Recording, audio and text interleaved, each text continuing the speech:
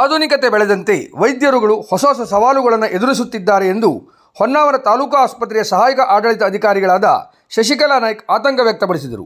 ತಾಲೂಕಾ ಆಸ್ಪತ್ರೆ ಹೊನ್ನಾವರದಲ್ಲಿ ನಡೆದ ವೈದ್ಯಾಧಿಕಾರಿಗಳ ದಿನಾಚರಣೆಯಲ್ಲಿ ಮಾತನಾಡಿ, ಪ್ರಸ್ತುತ ದಿನಗಳಲ್ಲಿ ವೈದ್ಯರುಗಳು ಹೊಸ ಹೊಸ ಸವಾಲುಗಳನ್ನು ಎದುರಿಸುತ್ತಿದ್ದಾರೆ.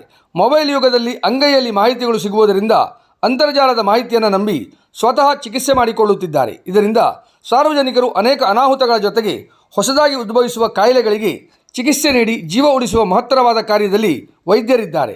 ಹೃದಯ ರೋಗ ತಜ್ಞ ಡಾಕ್ಟರ್ ಪ್ರಕಾಶ್ ನಾಯ್ಕ್ ಮಾತನಾಡಿ, ರೋಗಿಗಳ ನೋವನ್ನು ಗುಣಪಡಿಸುವ ವೈದ್ಯರುಗಳು ವೃತ್ತಿ ಜೀವನದಲ್ಲಿ ಹಲವಾರು ನೋವುಗಳನ್ನು ನೋಡುತ್ತಿದ್ದಾರೆ. ಚಿಕಿತ್ಸೆ ಫಲಕಾರಿಯಾಗದೇ ಇದ್ದಾಗ ಅತಿ ಹೆಚ್ಚು ಸಂಕಟ ಪಡುವವರು ವೈದ್ಯರು.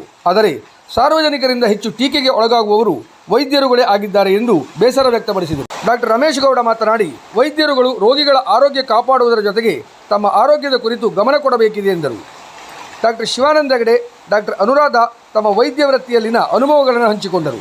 ಕಾರ್ಯಕ್ರಮದ ಅಧ್ಯಕ್ಷತೆ ವಹಿಸಿದ್ದ ಆಸ್ಪತ್ರೆಯ ಆಡಳಿತಾಧಿಕಾರಿ ಡಾಕ್ಟರ್ ರಾಜೇಶ್ ಕಿಣಿ ಮಾತನಾಡಿ, ನಮ್ಮಲ್ಲಿ ಎಲ್ಲ ವೈದ್ಯಾಧಿಕಾರಿಗಳು ಉತ್ತಮವಾಗಿ ಕಾರ್ಯನಿರ್ವಹಿಸುತ್ತಿದ್ದು ಆರೋಗ್ಯಕರ ಸಮಾಜ ನಿರ್ಮಾಣದಲ್ಲಿ ತಮ್ಮದೇ ಆದ ಕೊಡುಗೆ ನೀಡುತ್ತಿದ್ದಾರೆ.